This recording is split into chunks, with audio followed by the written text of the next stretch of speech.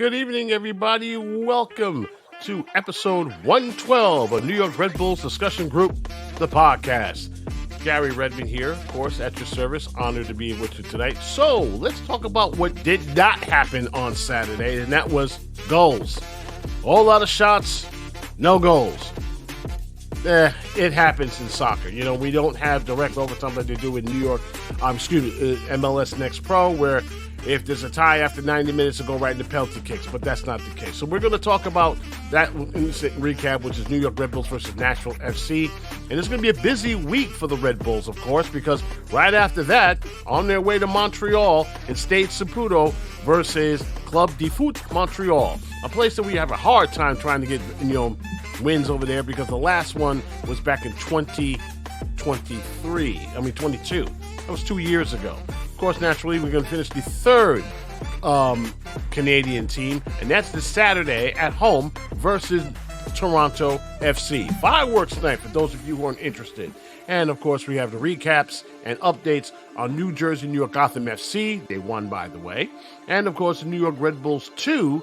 And, unfortunately, when they went up to New England, they lost. And I'll tell you how that is. Of course, naturally, we have hot takes from the live audience and bold predictions. See some of you guys logging in as I speak. We also have a special guest with us, Vincent Escobar. Hot take personified. I hope you guys have. We basically made sure that the good china's been put away tonight. And of course, if you missed the live show, don't worry about it. You can able to catch the recording on demand on our YouTube channel. Don't forget to like and subscribe. Goals.tv, which we're having some difficulty uploading. We're trying to fix that right away. And of course, as always, Spotify.com. All of those episodes are uploaded during your viewing pleasure the very next day. And of course, naturally, we always will say that this is your show. We want it to be the best out there. And this is where you guys come in. Let us know how we're doing. We welcome any feedback that you have, good, bad, and different questions, comments, suggestions. Shoot us an email at rbdgthepodcast@gmail.com. That is rbdgthepodcast@gmail.com. Well, as I said in the group not too long ago, hope everyone enjoys their Father's Day weekend. I'm sure everyone had a good time and stuff like that. City lost to Columbus. Ain't no shame in that. Columbus has been basically the class of the Eastern Conference, in fact, the league for a while now. But while they had 0 points was all said and done, we grabbed 1. And so, as they say, we won the weekend, y'all. So there's nothing wrong with that. So as they say, play that, blow that horn, boys and girls. First one in a while since we've had that, have that done. But hey, 1 point is better than none. And so let me bring along two of my two wonderful co-hosts. The one and only, Papa Nunez from Casa Nunez, and of course, special guest. Hold on to your hats for this time. And making his NYRBDG the podcast debut.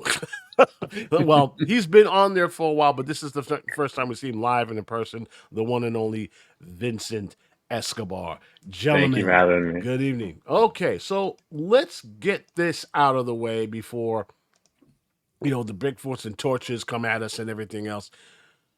This was a game, Miguel, at least on paper, okay, this was supposed to be 3 points. But as we saw last night, this team didn't play down to the competition. This was just the best in line of luck, okay? You don't put 22 shots on goal. And I've seen some of the best teams in the world pepper even more and don't score. Joe Willis is my man in the match. Hate to say this because he basically bailed them out every chance they got, but 3 goals went in the net and it was all denied. You saw the highlights. What did you like? What did you did not like? Let's start there. First of all, as I was telling you earlier, I'm not going to argue with any of those goals being called back. Okay, you're not because no, I'm not because it was pretty obvious to me that these deserve to be called back. Okay. Okay. The other thing is that they should have had several besides those goals. They should have had 3, 4, or 5. Cameron Harper should have had a man of the match performance with like 3, 4, 5 assists. But these guys can't put it into the back of the net, you know? And I'm going to tell you something. There's the issue of the misfiring forwards, but Noah Ellie had the greatest chance of the game. I don't know. Caramba. Wide open header.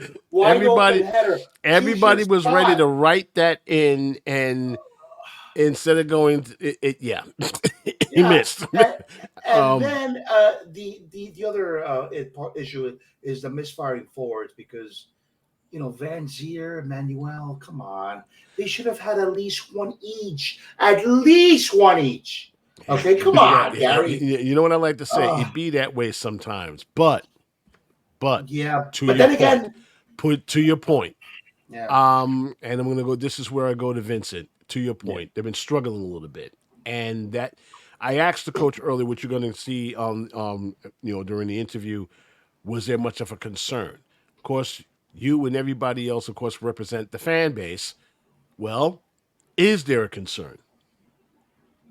Yeah, for me personally, I think there's chances. There are chances every game.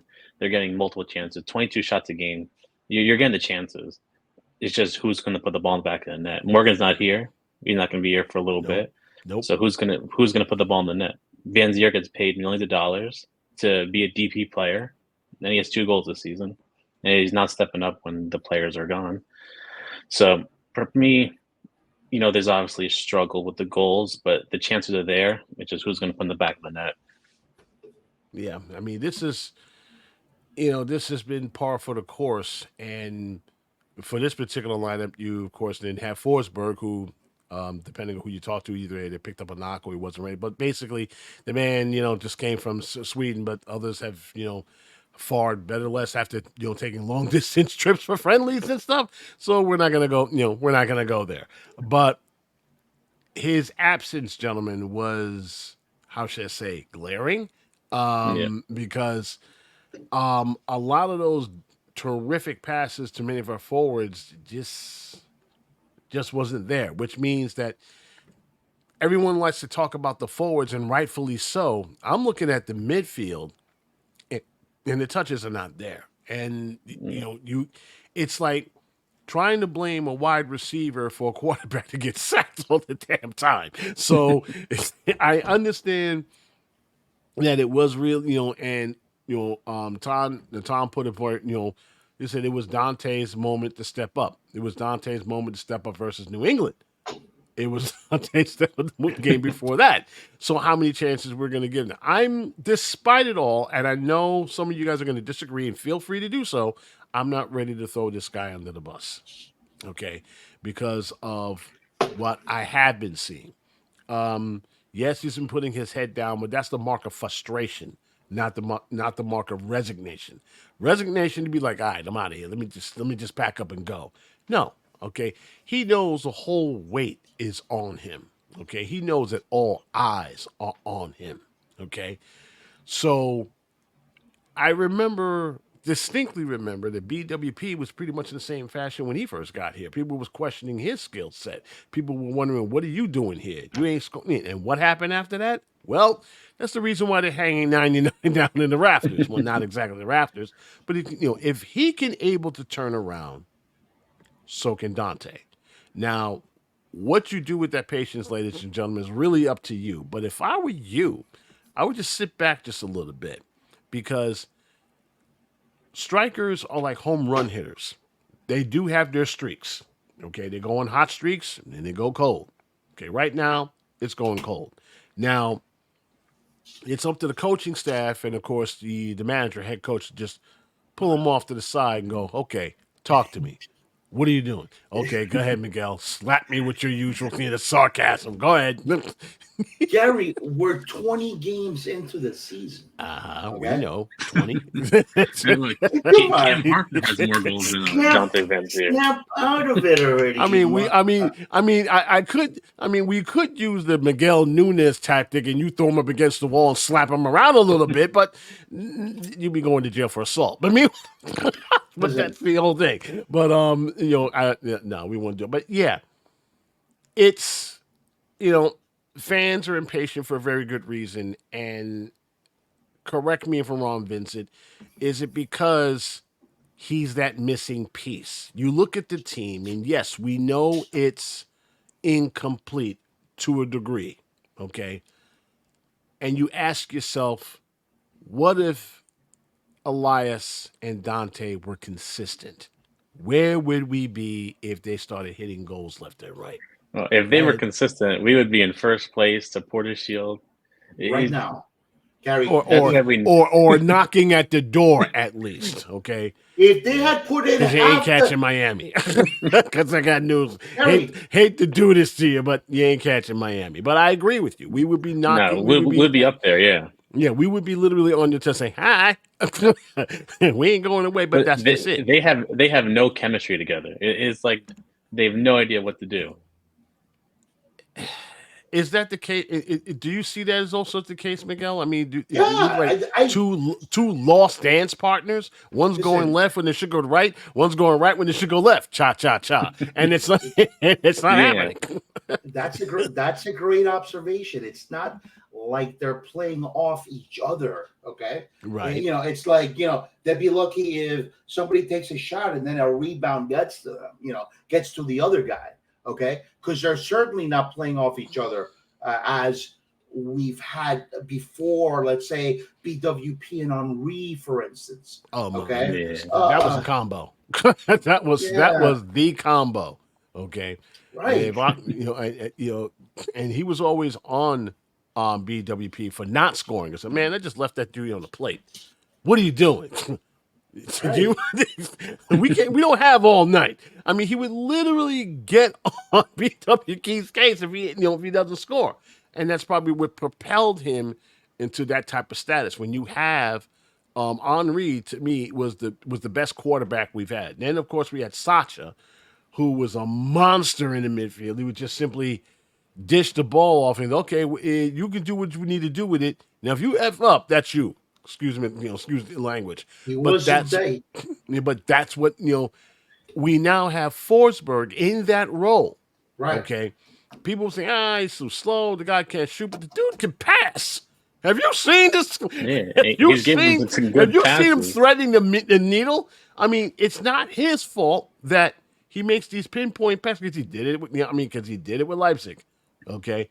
Threading the needle left and right like an assassin. But then you had better forwards who knew what to do with the ball. Okay. And they get in some good spots, but once they get the ball to their feet, it's just they have no idea what to do. It's the final third, right? And then you go, and then you hold your breath and go, okay, and then there you go. And Gary, I would take Kenny Cooper at this point. Okay. Thank you very much. As far as Mark, of course, is naturally, sitting at home, watching a show and everything else.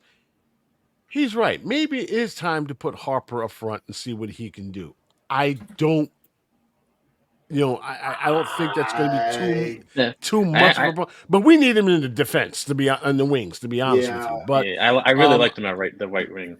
Yeah, I mean, I like the idea. I like the spirit of the idea, but to be honest, I'm not ready to throw the baby out the bathwater yet, because if he did something like that screams desperation. That screams, yo, we got nobody up top, and that will kill the confidence of both Elias and Dante. You don't want to do that right now. The idea right now is that, if you have to put a little what they call backside encouragement on those two guys, i.e. kick them in the backside a little bit, do it. Okay, but to knock them down, I know this is the pros. You either, you need to step up or you don't. That's where we are right now. So really not much to talk about. Of course, the game ended 0-0. Okay, no score and everything else, but there were some bright spots, of course. Goalkeeper Ryan Mera, well, he recorded his second shutout of the season, his ninth, guys, of his MLS career. He posted his 19th career shutout across all competitions, moved him past John Conway. Remember him? For fourth place in franchise history. Miggy, this guy can't catch a break, John Conway. He's a Metro legend, right? And he's sitting at home with his family and friends, and he's seeing dude after dude pass him. First Coronel, now Mira. He can't catch a break, okay? So he's now moved him past him for fourth place in franchise history. Not too shabby. Sean Nealis made his 114th MLS career start for the Red Bulls, was moved into a tie for fifth place in franchise history. Guess who? Guess who? Mike Becky? Nah. Roy Miller. Oh my God. Roy Miller my God, for please. most in MLS starts by a defender. When I saw that stat, I'm like, okay. So I looked it up. Lo and behold, there it was in black and white. New York extended their home unbeaten streak all competition to 11 matches, which is tied for the third longest streak in franchise history. Okay, the fortress is a fortress again. Okay, Red Bulls became the second team in franchise history to go unbeaten in their first 8 home matches to begin the season in 2012. And of course, they have posted 93 out of those 93 shutouts, okay, at home since 2010 when Red Bull Arena opened, which is the most in the league during that time span. And finally, as we all know now, Red Bulls are the only Eastern Conference club to go so far unbeaten at home. Now, consider this for about a minute, guys, okay? With all, everything that's been going on, of course, we talk about the offense or the lack thereof at home. But on the road, they score. So maybe they don't have a whole lot of, they don't have that pressure put on them, Vincent, when they're at home with all eyes and your family and friends and the fans and you guys in South Ward yelling and screaming, shoot the ball and everything else. But on the road, they seem to be a little bit more relaxed. Does that seem accurate to you? Oh, yeah, definitely. This team, for some reason, has been pretty good on the road for the past 2 seasons. They won a lot of games last season on the road and won a bunch. So for some reason, they love playing on the road. They love to score goals on the road. But they can't do it at home. I love being the villain, the black heart villain on the road. They love being the villain. But, go ahead, but we need that. We need that at home. I mean, Miggy, I it's almost like I want them to bust out in goals and stuff like that. I mean, it's a bit of it shouldn't be a bit of a tough slog, but if you can house dudes at home and keep a clean sheet, whatever case, you're doing something right? I mean, you're not doing anything wrong by being undefeated. I understand the fans' frustration about the lack of scoring and stuff like that, but when you look at games like this last year, I want to put your mind in a way back. Remember, we used to complain about matches like this when they did everything was right, and then somewhere around the 80th minute, disaster would ensue. Right. That didn't happen. For the last couple of years, it hasn't happened. I mean, we always point to the defense, and they've done well. The midfield, especially in the defensive end, have done well. It's just, a little bit on the front end that needs to get some work. But my question to you is this. Is this a better team than it was 2 seasons ago? Not last season, 2 seasons ago. Wait, 2 seasons ago we had Klimala, right? And then we had Tom Barlow, okay? Yeah. So I don't know. No, it is a better team. And I'm going to tell you why. Because we have Forsberg and we have the Scottish, Louis Morginho back to where he was. You almost said the Scottish kid. I was about to insult you. What's wrong with you? Morgan isn't going to be back until sometime July. Get over it. Because Yeah, I mean, I'm not rooting for Scotland to crash out, get walked out of the out of the club. I want him. I do want him to get his, but at the same time, I don't want him to get hurt doing it because that would kill us. Season like again, damn, we can't catch a break. Now we got to go get somebody. But I feel that people need to leave Barlow alone. Okay, he's in purgatory right now with Chicago of all damn teams. I was hoping to go to I hope we would go to a better team like St. Louis or something like that, but we went to Chicago. I'm like, really? Damn, what did we do to you? I mean, take the money and run. I mean, what do you do to that boy? But he's a Chicago native, all right. So that's. I think No, actually, he's from St. Louis, but St. Louis. Okay, there you go. That's why I was hoping that he would go home, play with the home folks. But this is this is the nature of the business. Now, of course, as everyone knows, that the transfer window is just around the corner, and all eyes are going to be on the front office. What are you going to do? Yeah, but Garry, go ahead. The transfer window is not applicable to us, so just. I mean, to be fair, Vincent, Miguel and I are old hats when it comes to this franchise, okay? We've seen this before, okay? We've seen this kind of nonsense before. We're hoping to be surprised. Honest, okay? I'm hoping that we be surprised, but when you have a club that makes a declaration back in February and then put it in print, and on top of that, put it in Twitter for everyone to see, you're now saying, okay, I guess they stepped in it this time, boys. I mean, I don't expect, brimstone and pitchforks and torches if they don't sign anybody. It'll just be saying, well, yeah, we kind of, told you so. But earlier this afternoon, we had a nice little chat with head coach Sandro Schwartz about the subject and, of course, playing against Montreal, a team that we don't do very well very often up there. 2 years ago, we got a win, but then it was 11 straight losses up to that place past that point, before that one win, and it was scored by guess who? It was a 1-0 win scored by guess who, Miggy? Up in Montreal, who? Klimala? I don't. No, Morgan. Morgan with the lone goal. It was go 1-0, and back in 2023, it was Morgan.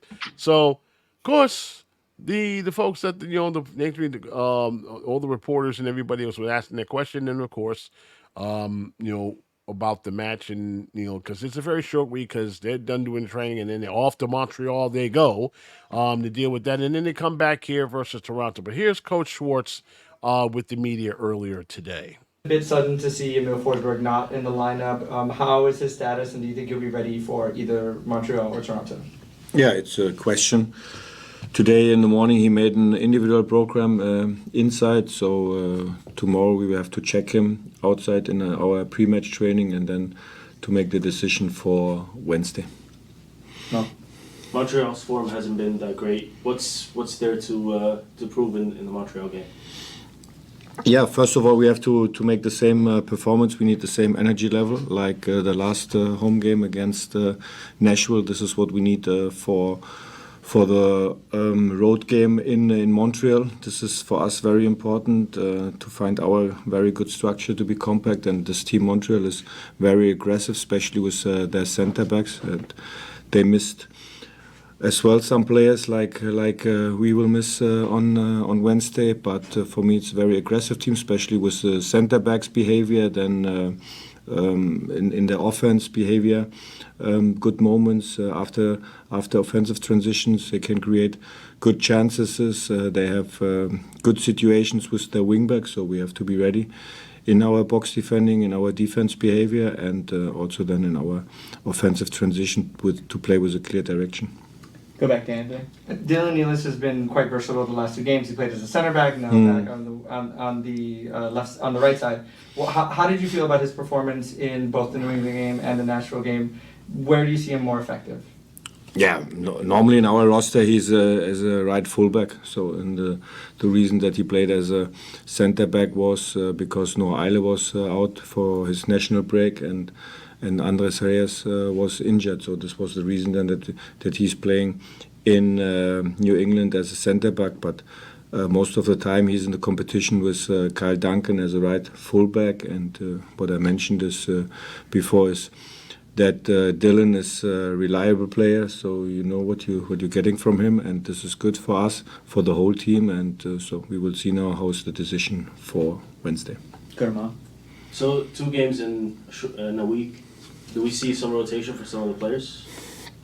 Yeah, no. So we will see. So it could be that we change some positions, but this is then it's not then the reason of rotation, because we have 4 nights. So we play Saturday and then Wednesday. So I think this is not then the reason for rotation. Could be then more a reason then from Wednesday to the next game, home game against Toronto. So, but it doesn't mean that we don't change position, or depends on what happened with Emil. So we will see. But when we change, then it's more tactical or another point, individual point. We'll go to Mark on Zoom. Hey, Coach. Hello. 2 games, no goals scored for you guys. A lot of good chances. I know you talked about this a little bit after the match on Saturday, but what's the key towards unlocking the attack without Emil and Lewis? Yeah, for me it was a good step, and this is for me or for our coaching staff is important to see that we make a big step when we compare the game in New England and then our home game against Nashville, especially in this part, in this point, with our deep runs to create a lot of good moments. And I think this is necessary for us and for our feeling important that we showed this in the last game against Nashville. And this is what we have to continue now, especially on Wednesday in Montreal. Another structure with most of the time they played with 3 center backs, but we need more activity. We need our deep runs then with 10 position, with our strikers and also with our fullbacks. They create a lot of good moments in the last game, and this is what we need. And it's not only a part of our strikers, it's more a part from the whole team to create these situations. And so we have the confidence to score, and this is what we want to show. But the first step is to create these moments, to create our chances. Next, go to Joe Pantorno. Hey, Sandro, thanks for the time. How much, in the face of all of these pretty major absences that you're contending with right now, whether it be Emil or Lewis or even Carlos, how important is it to portray a message to the rest of the squad that, these upcoming games without these guys are an opportunity for them to maybe come down and make a good impression on you? Thanks. Yeah, it's a very long season, and the rule is here clear, so that you are playing during these national breaks or during these tournaments. So, and it's then for us the responsibility to find solutions. And I think we found in the last game very good solutions how we can create big chances and good moments for us to score. And so, and for sure, Emil and Luis, they are and Carlos, they are important players for us, but for me it's important and as well not to lose the energy and to think about how would we play with these players. So this is now the situation, and our job is then to find the best solutions with our roster, and I'm sure that we found in the last game very good solutions, and this is now the next job for Wednesday. Next, go to Daniel Feuerstein. Good afternoon, Sandro. Hope you're doing well. Obviously, every road venue is a difficult venue to play against your opponents at their place, but Montreal at Stade Saputo has been extremely difficult for this club. They've only won once out of the many visits they've been over there. What do you try to do to neutralize their attack and, of course, to quiet the crowd as much as you can? Yeah, it's very interesting because when you analyze the numbers of Montreal and you compare this between home and road games, then you see big differences. So, and I would say then that they are more aggressive and high defending than as well than maybe in a road game. So we have to be ready. We have to be ready and not to think about about the result or about the starting lineup of Montreal. We have to be ready with our performance, with our energy. This is what we need with our mentality on Wednesday. And then I'm sure that we have the quality then also to give our opponent and to give Montreal some questions what they have to answer against us. Next, go to Garry on Zoom. Good afternoon, Coach. Thanks for your time. Fans, of course, and supporters may think differently, but I'm just curious on your view that there may be a concern that there's not enough offense being generated on Dante and Elias, especially when you have two very important games ahead of you. Is that much of a concern in your point, or there's nothing to be worried about? No. And we were very clear in our analysis after the New England game, and this was not only the part of our strikers, but on the other side, we said also after the game against Nashville that for me they made a very good job. For sure, they have some chances, and we missed these chances as a team. But this is the job. The last game, what we want to see, especially with these deep runs, especially the connection between two strikers. And this, for me, the performance was very well. For sure, we missed the goal, but it's not only then the job from the striker. We had also some chances from our 10 position or after set pieces. And I'm not worried about that because if you see the numbers in our table, we are able to score. We showed this as well in games that we are able to score without Emil on the field, without Luis on the field. So, and now this is our job to find now the next situation, the next moment on Wednesday. Go to Anthony. Cam Harper has really made his imprint and has pushed his way into the starting lineup quite often. How happy are you with his level of play and what he's been able to give, not just with the injuries, but really making it a tough choice for you to keep him off the field? Yeah, he's actually in a very good spot, and he's not the typical type of player to come between the lines and like this 10 position. So he's more the type of the player with a clear direction to use his speed to find the moments in 1-against-1 situation and to have the responsibility for these deep runs. And I'm very satisfied with his development individual, and he's very important actually for us, for the whole team. Hey everyone, we have time for 2 more questions with Coach if anybody has one. Good. We'll go to Voss on Zoom. How's it going, Coach? Best of luck this Wednesday. I just wanted to ask you, it's been a little bit difficult to find goals at home, but your team is scoring consistently on the road. Is there any difference in your preaching to the team that makes that difference, or is it just to happen to be a coincidence? No. To be honest, we don't make a difference between home games or games on the road. So our style of play is the same. Our ambitious in the game before the game is the same. So it's nothing special, and this is our main target is to play our game, to show our quality with our supporters in the home game. To be honest, we have more supporters, so that's normal. And but that we make difference in our tactical plan, in our match plan, or something like that, no.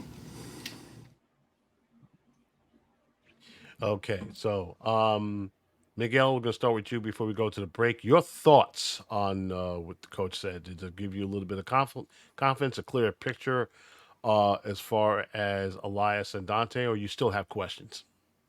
Well, according to what he said right there, he's very confident. He's a very confident guy. Okay, he loved the performance against Nashville. You know, I guess besides us not, the team not scoring, but he's not giving up on these guys. And I guess he's hoping once some of our big guns return from international duty, the problem of scoring will not be as big as it has been these last couple of games, okay, without Forsberg and without Morgan, okay. That's what I got from everything that he said, that right now, very confident guy. And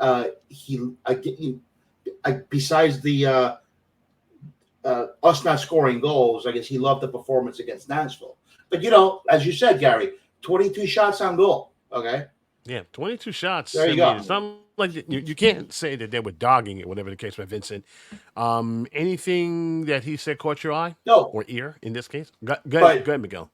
but let me add this as I scan the chat. Right, um, Mark Coates with a great comment. You know, Sandro is being too kind to the milk cartons. Okay, so there, you know, I agree there Yeah, kind of was fully my with Mark. comment, but go ahead. Yeah, there you go. Go ahead. Anything caught your ear, Vincent? No, I think we're going to see no rotation. I think we're going to see the exact same lineup as what we saw Saturday. If it was me, I actually would have rotated the squad today because I think Toronto's a much better opponent than Montreal. I would just try to go to Montreal and get a draw. But I think in the Toronto game, we're going to see a lot more rotation, which I'm not really happy about. I don't want to see Kyle Duncan start on the right instead of Dylan Nealis, but we'll see what's going to happen. Nothing really caught my eye. I was confident in his strikers and its forward group. So hopefully third time's a charm without Emil or Morgan, and hopefully they get some goals. All right. We're going to take a break right here. Of course, when we return, we're going to talk about Montreal, Club de Foot Montreal, the team that's formerly known as the Impact, and of course, Toronto FC on Saturday. But first, we're going to talk about some final scores that happened on week 20 of Major League Soccer. We'll be back in about 30 seconds.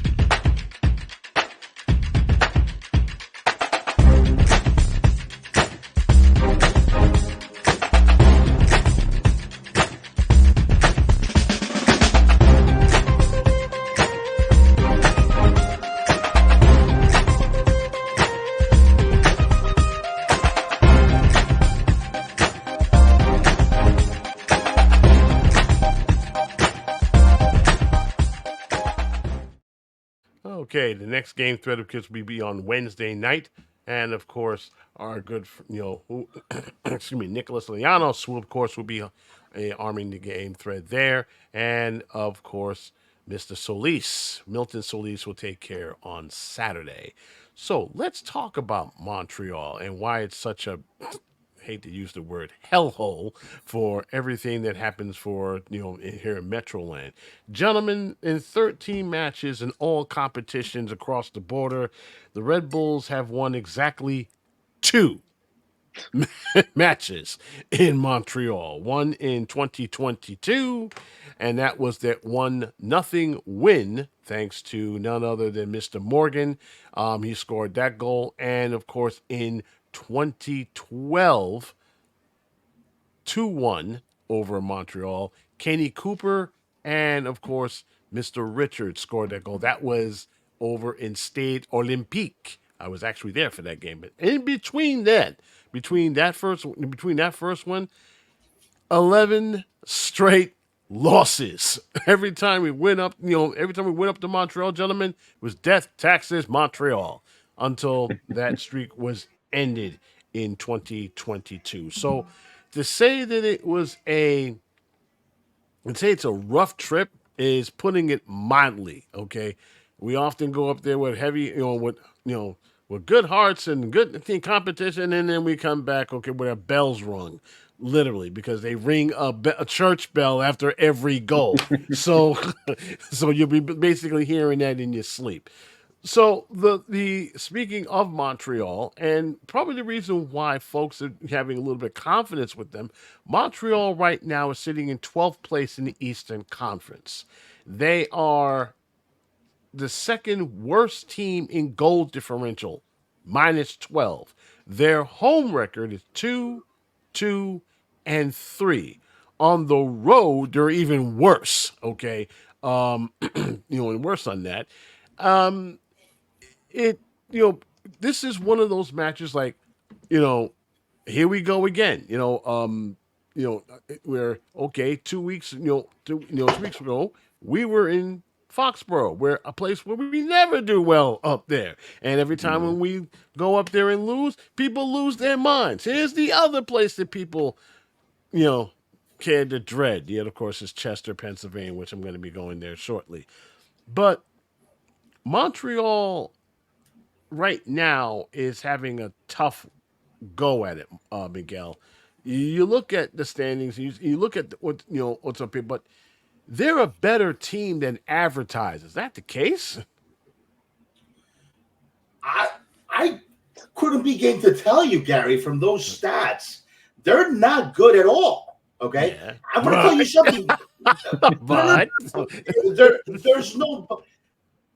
I was going to ask you before. Do we have any stats on the stadiums that they play in over there? Because I know that every once in a while, if it's too cold, they'll play in that dome stadium. correct. That They play in the Olympic Yeah. Stadium, right? But yeah, that's a horrible stadium. I would put us down for a loss every single time. Terrific. If we had to They play. haven't changed, guys. They haven't changed the turf since the Expos left. Well, yeah. That's how Yeah. long ago it's. But- The last time I was up there was for a baseball game, Expos versus the Cincinnati Reds. They ain't been up there since. Okay. Because they of course naturally, as we everyone know, the Expos went to Washington.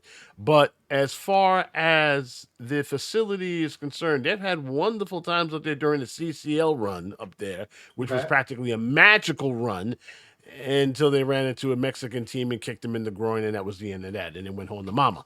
But Yeah, I would imagine Don't- they're playing in the outdoor stadium. no, they Okay. are. They're very Yeah. much. They are. I mean, Okay, yeah. Yeah. Major League Soccer has kind of, pushed them into playing more games at State Okay. Saputo. What they have done, I believe, is that they improved the drainage system and the undersoil heating. So when it snows, it melts quicker, and the turf can be ready to be played. And where it wasn't the case a couple of years back, from what I've been told by some friends who checking the game up there, they made some improvements on that field. So that's why they've been out there a lot longer. Vincent, during your years, of course, you worked with the Red Bulls and, of course, with the Metro Stars. And with the Red Bulls, of course, every time we go up there, it's a L waiting for Every us. time. I mean, you look at their lineup, and the last time I look at these guys, looking at their lineup, and it's scary. I mean, that's not the word I'm looking for. It's kind of frustrating a little bit because they have quality players, right? But Yeah. they haven't put it together. I mean, they really haven't done that.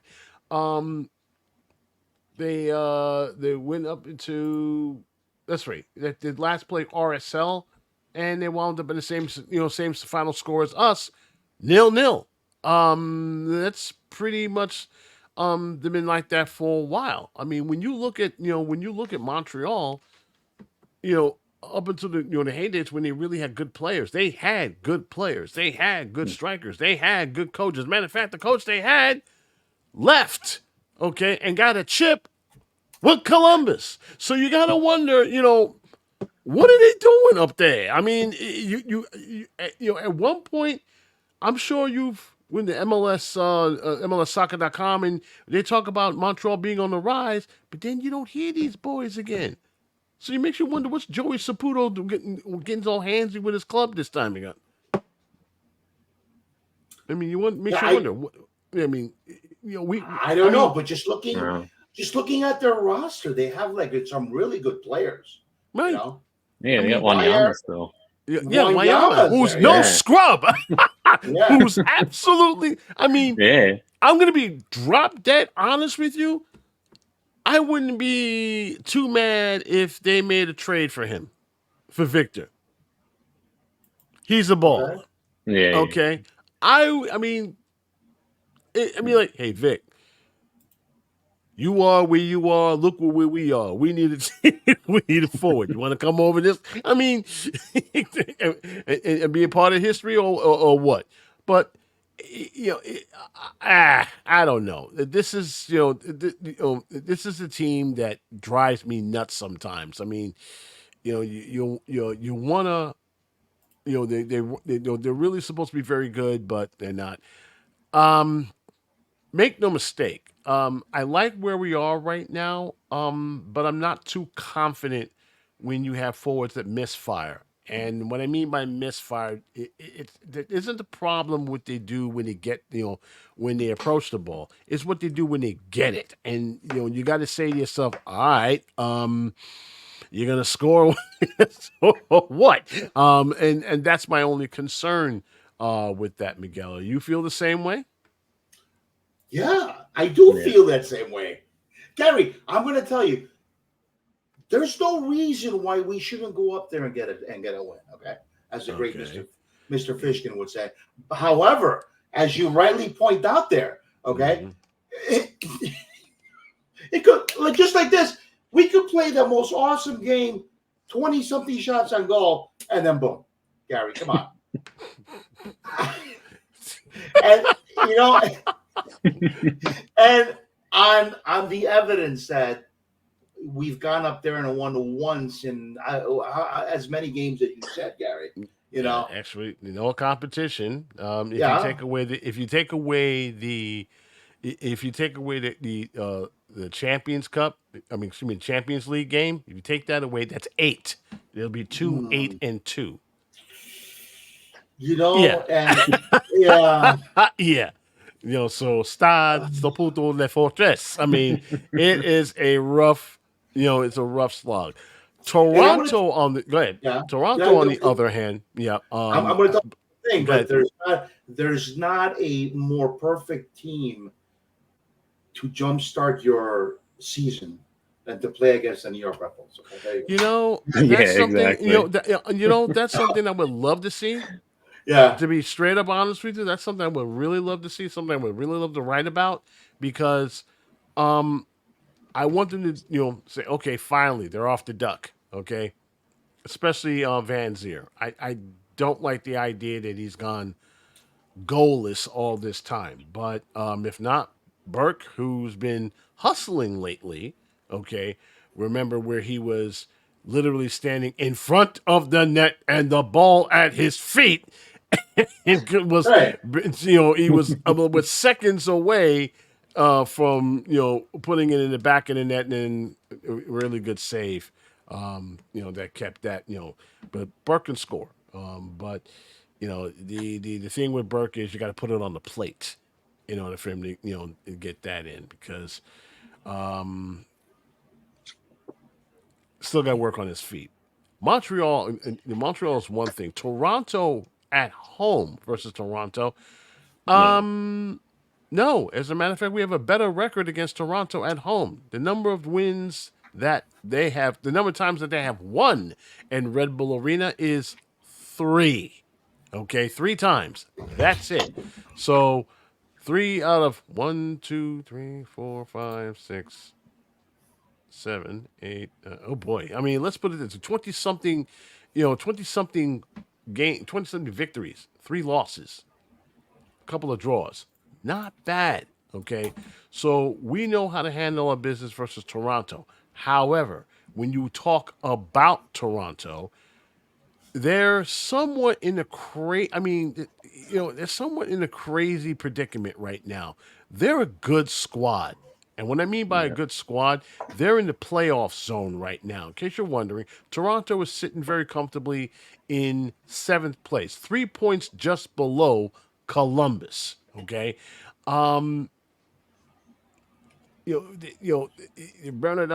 and also those guys, Sean Johnson, they signed him to a nice little extension. He's making quite the home down there.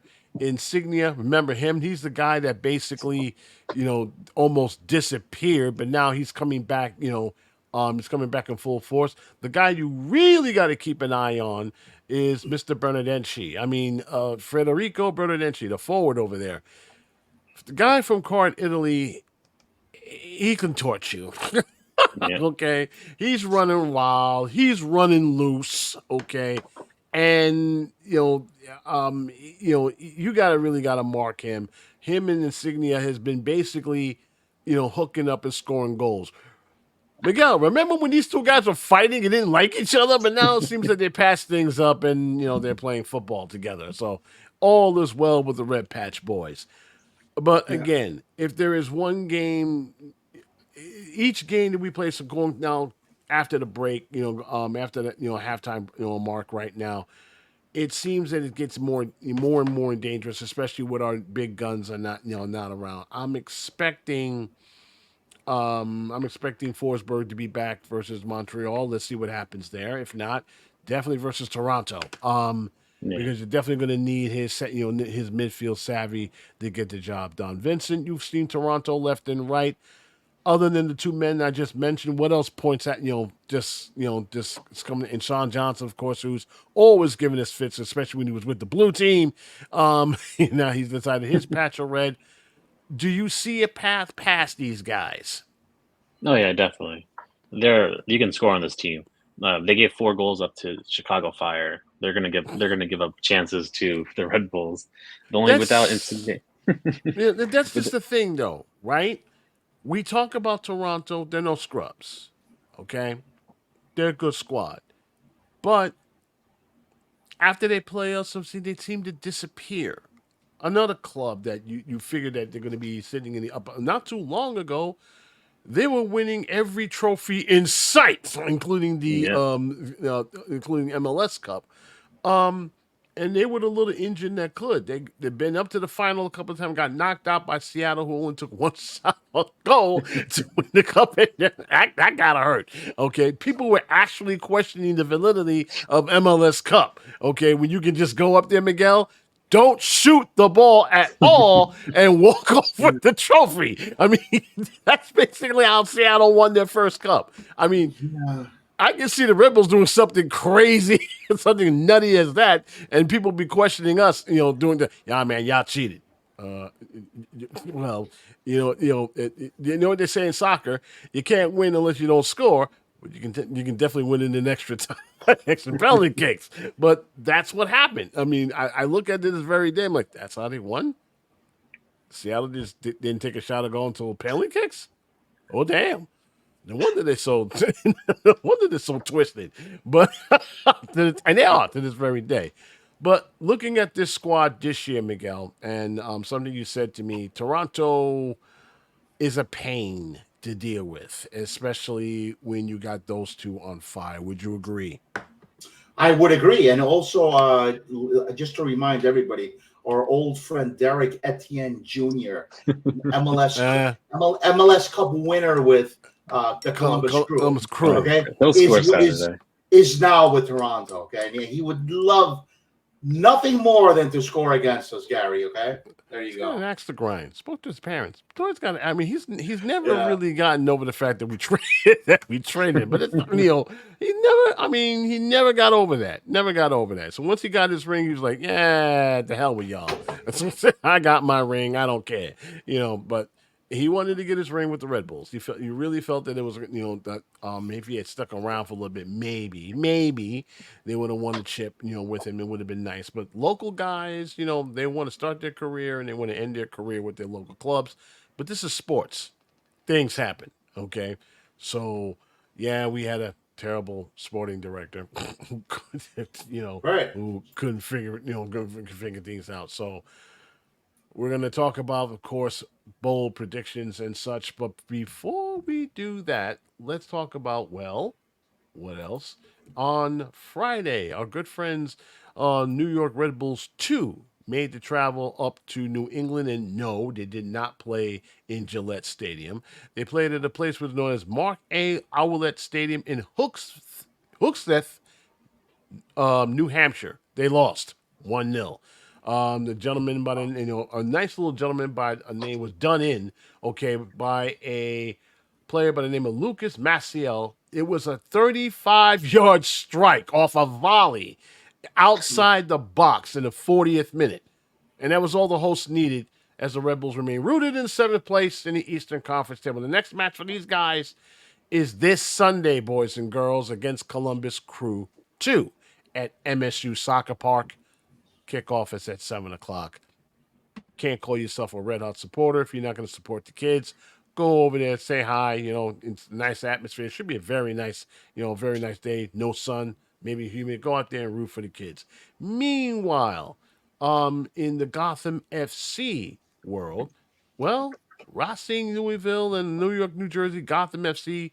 And it was the Gotham girls with a 2-0 win. Yasmin Ryan got the first goal in the 21st minute. And Ella Stevens scored in the 53rd. That's it. Gotham FC won their 3rd straight. They're heating up. propelling them now to 4th place in the league's table. Next match for those ladies is this Wednesday, okay, at Red Bull Arena versus the San Diego Wave. Now, I think most of their stars are playing in France, if I'm not mistaken. So I don't think you're going to see Miss Morgan there. But nevertheless, I'll go check out the Gotham girls, and at the same time, we'll be keeping an eye on them as much as we would keep an eye on this match on Wednesday. Speaking of which, we'll let Vincent Escobar go first. Bold predictions. What are you seeing versus Montreal versus the New York Red Bulls? You're seeing a win, you're seeing a draw, or you're seeing a loss as usual? I see a loss. I see 2-1. 2-1. Okay. Yeah. Let's switch our focus over, of course, to Toronto as they come back home. Does the winning streak put to the dust, or as the happy thing, or as they say, the good vibes roll on? I think we get a win. I'm going to say 2-0. 2-0. 2-0. We're going to win. A shutout again. I mean, hey, I mean, is Coronel coming back? I don't quite think so. I may have to check on that during the. No, he's not going to be there because the Copa America hasn't even started yet. No, he's going to be going. So, So Miguel, Montreal, win, lose, or draw? Yeah, well, as I said before, there's no reason why the mighty New York Red Bulls can't go up to Montreal and slam them. Okay. However, I'm going to predict a loss in the House of Horrors above the border. 1-0 to 1-0. 1 year. Going to be that close. 1-0 to CF Montreal. Okay, it's going to be that close. Okay. You're in then 4th place, by the way. The second game against Toronto here at home at the Cathedral Football Red Bull Arena, built by Makita. I see a New York Red Bulls victory. Forsberg is going to be back. He's, if these guys are going to be missing sitters, Forsberg is going to get mad and he's going to stick it in. Okay. 2-0. Thank you. 2-0. Okay. So you and Vincent have got the same score line. As for me, I'm going to do a little different this time. Versus Montreal, I'm going to see myself maybe a draw, 1-1. Okay, we're talking about two teams that have a very hard time scoring against each other. So we'll get one, they'll get one, and everyone goes home happy, sort of, except for the people who paid all that money in poutine. Versus Toronto, it's going to be a wild night, guys. 3-2 to the good guys, okay, with a goal late in the 90th minute. It's going to be ridiculous, okay? We're talking about a team. Remember what I said about the goal difference with Toronto, right? Okay, they give up goals like a sieve. But we're talking about a team that has a hard time scoring. Now, of course, with Forsberg being there, that might tip the scales in our favor. But as you're seeing with a lot of other games I've seen with Toronto, they score as well. Okay, with Bernadette and of course with Insignia, they will get theirs. They have no problem with the bright lights over at Red Bull Arena. Should be a lot of red. Should be a lot of goals. Fireworks night. As a matter of fact, appropriate. The joint should be packed because it's fireworks. Right? Thank you. Yeah, so it's going to be a fun night for everyone. So Tom Poffin is saying 2-1 to the good guys on Saturday, 2-0. To Nicholas, of course, naturally will be over in RBA. He will have Nicholas will, of course, will be the game thread host for Wednesday night, and of course, our good friend Milton Solis will take care of Saturday. Of course, as always, it's going to be a pregame warm up, of course, which is, of course, at the press box, and we hope to see you guys all there. Phew! So that's no, we covered just about everything. Last words, gentlemen. Vincent, we'll go to you. Your thoughts on the team, on the coach, and everything else. We're good, but we're missing some pieces. We're missing some pieces here. I mean, of course, naturally, the deadline is coming up in about a month. Would you be a bit surprised if the Red Bulls do not sign anyone? No, it's the Red Bulls in the summer. I don't have any faith in them. So A lot of people, yeah. a lot of people saying, "I have no faith in you. I don't believe you." You know, basically that's what I'm saying. I'll just put it like this. They got to sign someone. Okay? They do. They can't just sit on the sidelines and just be satisfied with what they're in. Now, I don't think they're going to grab somebody that screams, "Oh, we going to win the whole damn thing." No, I don't think they're going to. If they did something like that, I would be shocked as hell, okay? Because that's what the fans want, right? They want to be taken on the ride, where it got real crazy and exciting, something to talk about to wait till next season type of stuff, that type of energy, right? We may not make it, hey, we might make one game short, but give us a baller that can actually say, okay, put them on the back and let's go. Of course, that's not going to happen because it takes someone in Major League Soccer, but at least make the effort is basically what the fans are saying. And it sounds like to me that they're not asking very much, Miguel. I mean, they really are, especially old guys like us. We're not getting any younger watching this team fumble the ball and watching other guys that somehow get number 9s and number 8s with ease. Yes, I'm looking at you, Inter Miami. Folks are looking at the Red Bulls and saying, "Give me some of that." I mean, give me some of that. Give me something that we can talk about. Give us something to say, yeah, we're going for it. But I want to explain caution to everyone is that number 9s don't grow on trees, okay? And when we're talking about number 9s that can score consistently like a beast, that's rare, okay? We've seen some of the 9s that we have up front, and let's face it, they really haven't passed the smell test, but there are a bunch of guys in USL. There's a bunch of guys in other lower leagues. South America has got a bunch of ballers that want to get the hell out of South America and want to play in Major League Soccer and then on the springboard to their final destination in Europe. And they're never going to get there unless they get their chance.